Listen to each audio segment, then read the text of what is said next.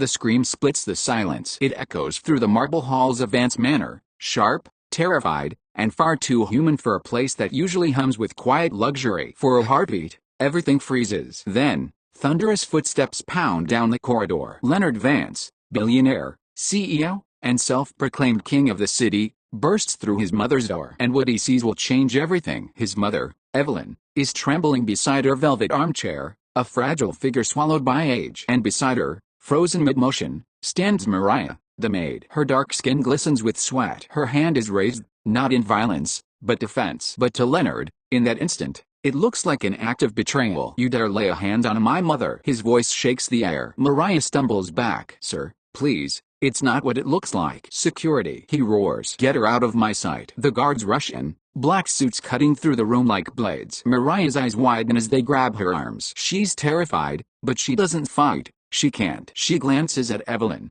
pleading. "Please, Mrs. Vance, tell him the truth." Evelyn's lips move, but no sound comes out. Her frail body trembles as if carrying a weight she cannot bear. Leonard turns away from her, jaw clenched. "You think you can hurt my family and stay under my roof? You'll never work in this city again." "Sir," she cries, "I was only trying to." But before she can finish, she's dragged out the door. Her cries echo down the hallway, swallowed by the cold marble. And just like that, her world ends. Outside, rain slashes against the driveway as the guards throw Mariah out. Her uniform is soaked in seconds. She drops to her knees, tears mixing with the rain. "I didn't hurt her," she whispers. "God, I didn't hurt her." She looks back at the mansion, that towering symbol of everything she's not. Inside those walls, she'd scrubbed, polished, served, smiled. For 3 years, she'd been invisible until now. And now, she's a villain in a story she didn't write. Inside, Leonard's fury hasn't cooled. He paces his mother's room, rage simmering under his calm exterior. "She could have killed you, Mother. Why didn't you fire her months ago? I told you, people like her." "People like her." Evelyn cuts him off, her voice weak but firm. "What do you mean by that,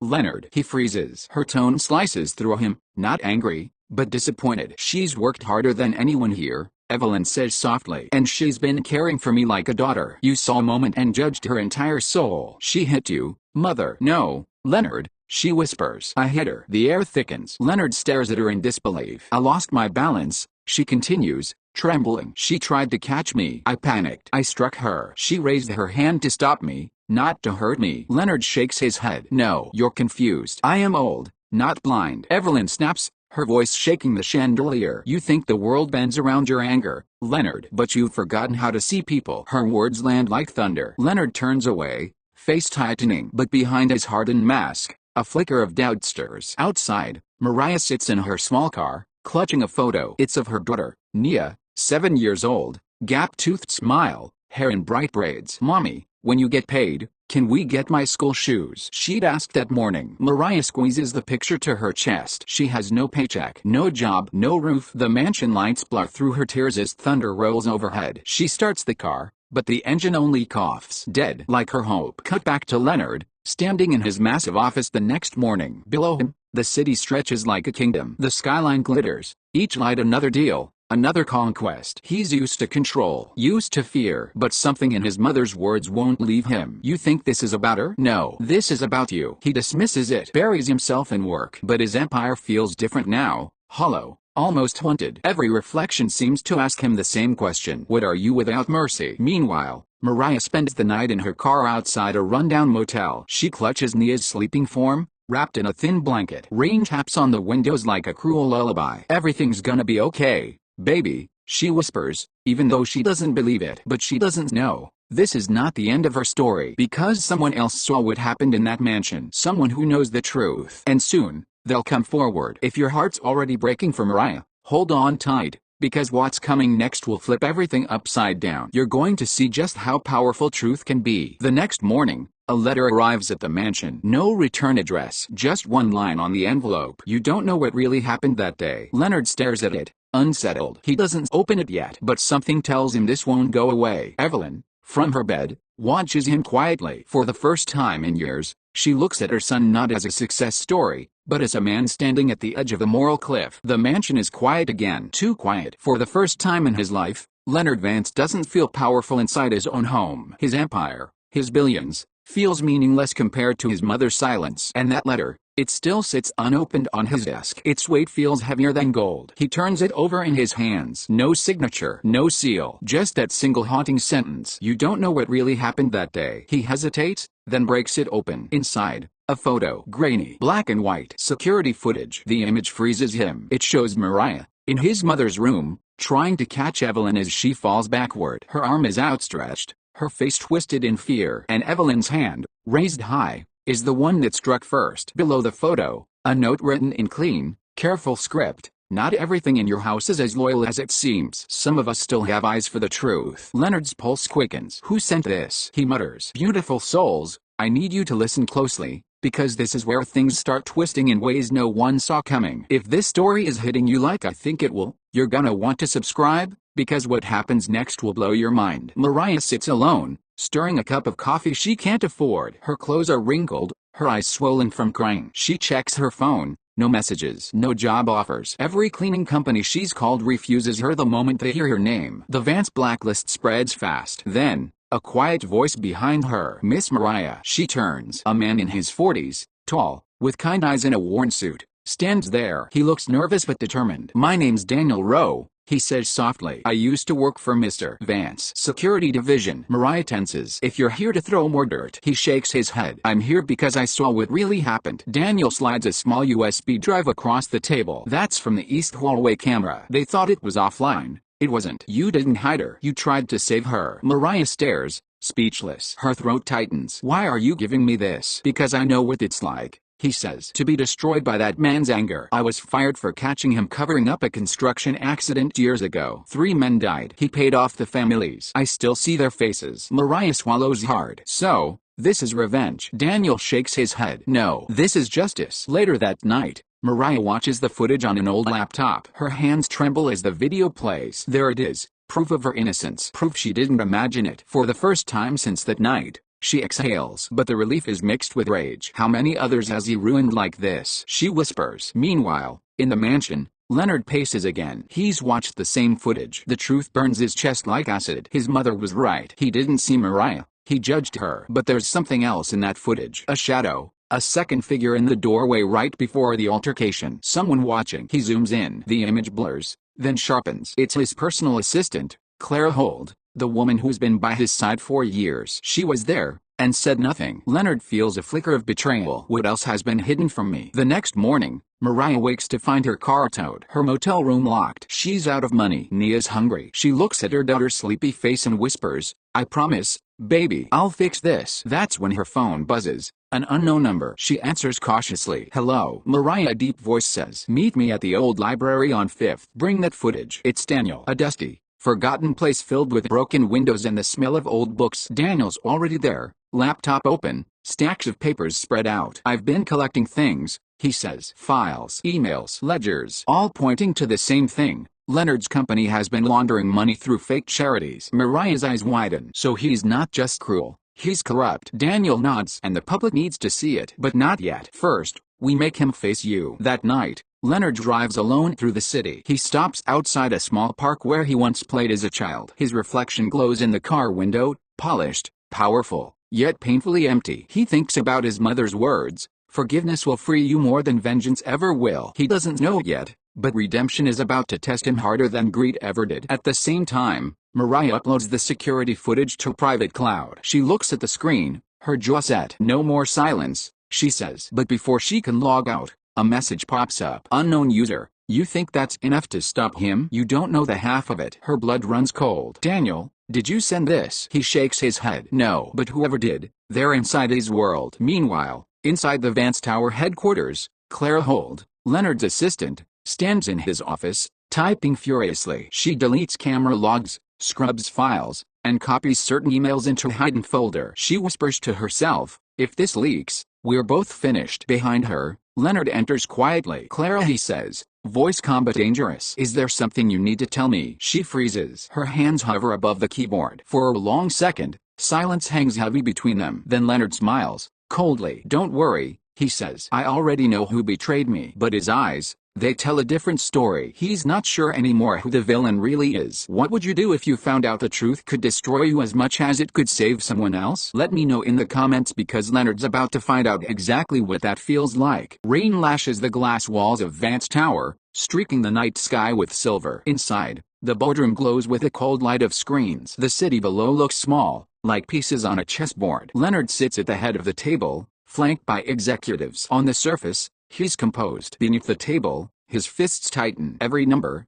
every report, reminds him of the empire he built on control. But something in him has shifted. His mother's voice still echoes, "Perhaps your real wealth can begin." And in the shadows, Mariah and Daniel are preparing to test whether that's true, or just another lie. Beautiful souls, where are you watching from right now? Drop your city in the comments, because this is the part where the hunted turns into the hunter. Daniel sits in a dim storage room, laptop open. A digital map of Vance Tower glows across the screen. Mariah watches anxiously as lines of code scroll by. "Are you sure this will work?" she asks. Daniel nods. Every major investor is tuning in tomorrow for the live shareholders broadcast. When Leonard logs in, "We'll patch in the video. The truth." Mariah hesitates. "He'll destroy us." Daniel's eyes meet hers. "He already did. This time, we speak first." At sunrise, Leonard meets with Clara Holt in his penthouse office. She's trying to mask her nerves. "The press is asking about your charity foundation," she says. "Someone's been leaking numbers." Leonard tilts his head. "Numbers or truths?" She stiffens. "Sir, if there's something." "Enough." He cuts her off. "Handle it." He turns toward the window, jaw hard. He wants to believe he's still in control, but something gnaws at him. The more he tries to bury the truth, the louder it screams. That evening, Mariah walks into the lobby of Vance Tower. Her uniform is gone. In its place, a simple white blouse, a small silver cross around her neck. The receptionist freezes. "Ma'am, you're not allowed." Mariah lifts a folder. "Leonard asked me to deliver this personally. Tell him it's about his mother." The name Evelyn Vance still commands power. Moments later, she's escorted up, straight into the lion's den. Leonard stands behind his desk, startled to see her. "You've got nerve," he says. "Or truth," she replies evenly. "Whichever scares you more." He smirks. "You think showing up here will fix what you've done?" "I came to give you something," she says, sliding the folder across the desk. "And to see whether you have a conscience left." Inside the folder, a single flash drive. Leonard frowns. "What is this?" "Proof," she says softly, "of who you really are." She turns to leave, but he stops her. "Wait, what's on it?" Mariah looks him dead in the eye. "Everything you never wanted anyone to see." Then she walks out. The next day, the shareholder meeting begins. Cameras flash, reporters stream online. Leonard steps onto the stage, calm and polished. "Ladies and gentlemen," he begins, "Vance Industries continues to lead the city in." The screens behind him flicker. Static. Then, footage. The security video from his mother's room. Gasps ripple through the audience. The image of Mariah catching Evelyn, the accidental strike, the innocence, broadcast for thousands to see. Then more clips appear, emails, ledgers, documents Daniel uncovered, donations funneled into shell companies, names of officials on payoffs. Leonard freezes. The crowd murmurs. Clara rushes forward. "Sir, the feed. Someone's hijacked." Leonard whispers, "It's not hijacked. It's the truth." The cameras stay locked on his face as realization dawns. He's been exposed, by his own walls. Later, in the chaos of reporters and sirens outside, Leonard walks out a back entrance. The rain hasn't stopped. And there, waiting under the awning, stands Mariah. "You wanted me to suffer," she says quietly. "Now you know how it feels." He looks at her, not with anger, but exhaustion. "You think this fixes anything?" "No," she says. "But it starts something." He studies her face. "You could have ruined me completely." "Why stop there?" Mariah's voice softens. "Because your mother asked me to." Leonard blinks. "What?" "She sent Daniel to me," Mariah says. "She wanted you to see what your empire cost." "She didn't want revenge. She wanted redemption." For a long moment, Leonard can't speak. His world tilts. Everything, every motive, reshapes itself. Inside the mansion at night, Leonard confronts his mother. "You knew?" he says quietly. "You planned this." Evelyn, frail but resolute, nods. "You needed to fall before you could stand like a man." He drops into a chair, head in his hands. "They'll take everything." She touches his shoulder. "Then let them. Maybe you will finally be free." But just as the tension softens, his phone buzzes. A message from Clara. "They're coming for you." Daniel's evidence goes beyond the company. "They'll charge you personally." Leonard's eyes widen. "Mother, it's worse than you think." He stands, suddenly alert. "I have to fix this." "Fix it," Evelyn says sadly. "Or bury it again." He doesn't answer. At Daniel's small apartment, Mariah arrives to find the door ajar. The lights flicker. Papers scattered. "Daniel," she calls out. No answer. She steps inside, and freezes. The laptop's gone. The files, gone. On the wall, a message scrawled in marker. Too close. She turns, trembling. The window's open, rain blowing in. Someone's been here. Someone who doesn't want the truth spreading any further. Thunder rolls over the city like a warning. Inside her tiny motel room, Mariah packs what's left of her life into a worn suitcase. Her daughter, Nia, watches silently from the bed. "Mommy," the little girl whispers, "why are we running again?" Mariah forces a smile. "We're not running,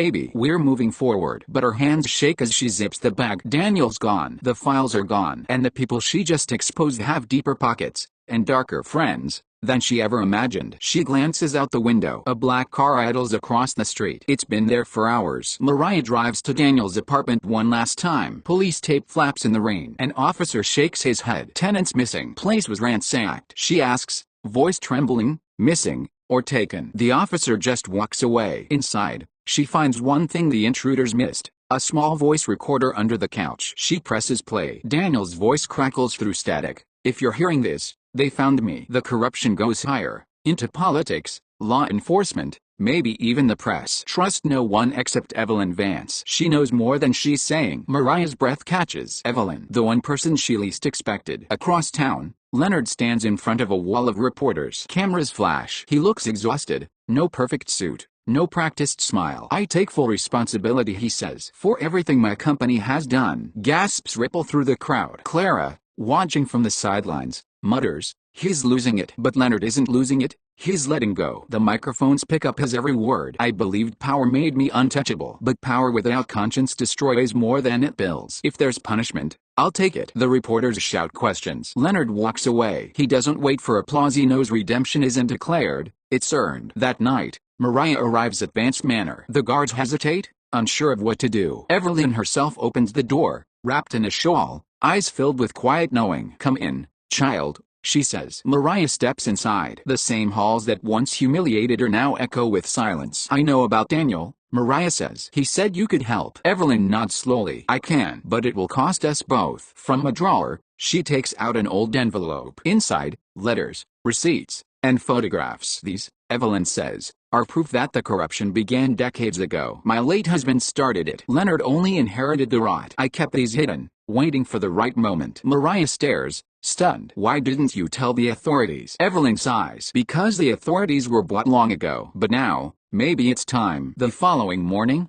Leonard returns home to find police cars outside. Inside, he finds his mother sitting calmly with Mariah. On the table between them, the same envelope of evidence. "What's this?" Leonard asks. Evelyn looks up. "The truth. All of it." Clara bursts in behind him, panicked. "Leonard, don't let them hand that over. You'll go to prison." Leonard looks at Mariah, then at his mother. "Maybe I should." Clara's face hardens. "You think you're a martyr? You think this fixes anything? If that evidence goes public, it drags us all down." Leonard frowns. "Us." He realizes too late what she means. Clara grabs the envelope and bolts. Leonard chases her into the rain, shouting, "Clara, don't do this." She jumps into a waiting car and speeds away. Mariah and Leonard follow in his car. Tires spray water, sirens wail in the distance. For the first time, they're on the same side. "Why would she risk everything?" Mariah asks. Leonard grits his teeth. "Because she's been skimming from me for years. If this leaks, she goes down too." They swerve through the city, headlights slicing through the downpour. Finally, Clara's car skids,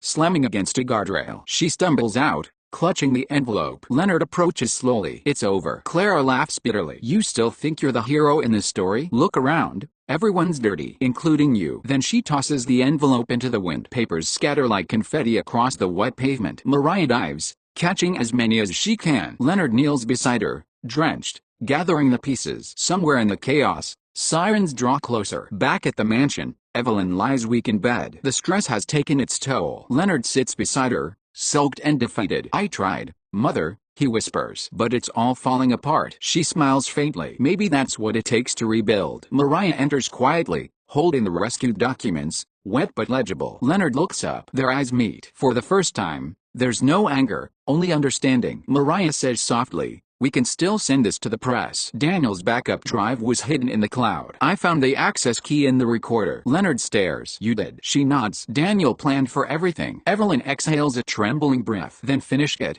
for all of us." Mariah and Leonard work through the night, uploading, verifying, contacting independent journalists. Every keystroke feels like a confession and a release. As dawn breaks, The first headline flashes across the screen: The Vance Files, Billionaire Empire Built on Corruption, Insider Exposes Everything. Leonard leans back, exhausted. Mariah watches him quietly. You still have time to run. He shakes his head. No, I'll face it. For the first time, she believes him. As the sun rises, Evelyn's breathing slows. Leonard sits beside her, holding her hand. I'm proud of you, she whispers. Mother, please, stay with me. Her eyes flutter. I'm tired, my son. But don't grieve me, live better. Her hand slips from his. A soft beeping fills the room. Mariah stands at the doorway, tears streaming. Evelyn Vance, mother, witness, redeemer, has passed. Leonard closes his eyes, whispering, you were right. Forgiveness is freedom. Outside, reporters gather. Police cars line the driveway. The reckoning has begun. Morning sunlight cuts through the rain clouds. For the first time in days,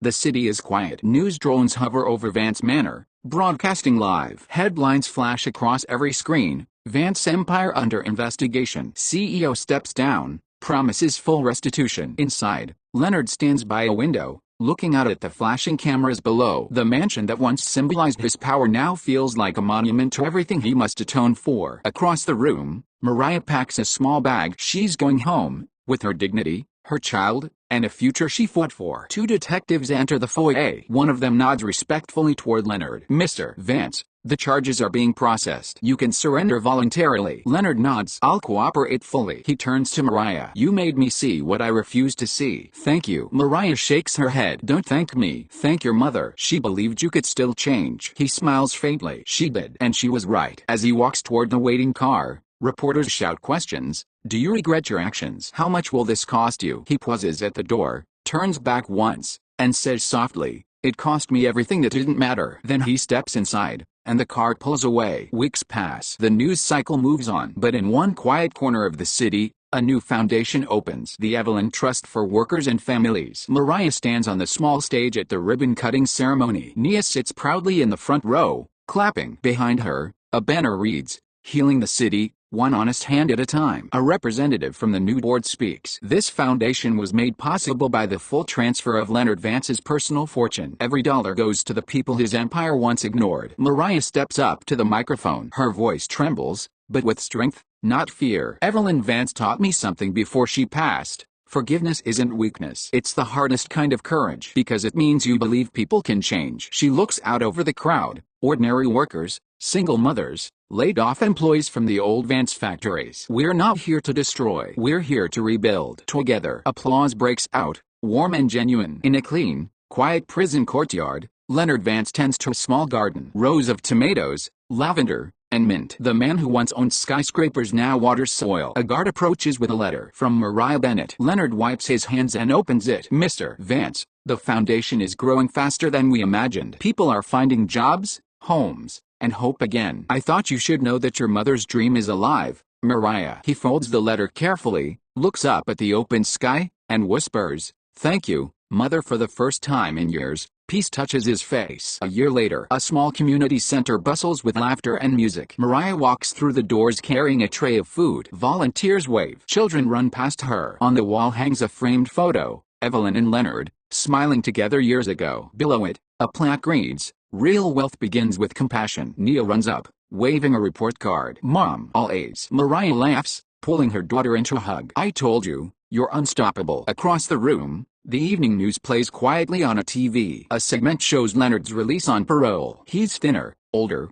calmer. When asked what he plans to do, he says simply, serve. Mariah watches for a moment, then turns away, smiling. She's already moved beyond anger. Later that night, Mariah stands outside under the stars. The city hums softly in the distance. She whispers, thank you, Evelyn. You saved more than just me. Then she looks to the heavens, where the clouds finally part, revealing the moon. She feels no bitterness, no rage, only peace. The sound of rain fades in, the same rain that once poured the night Mariah was thrown out. But this time, it's gentle, cleansing, almost musical. Her voice, steady, proud, echoes softly. You may lose everything you own, but if you hold on to your truth, you'll never be poor. The camera pans upward, from the shining community center, to the city skyline reborn in the morning light. Thank you for taking this incredible journey with me. If this story touched you, hit that subscribe button, share it with someone who needs a little hope today, and tell me in the comments, what part moved you the most.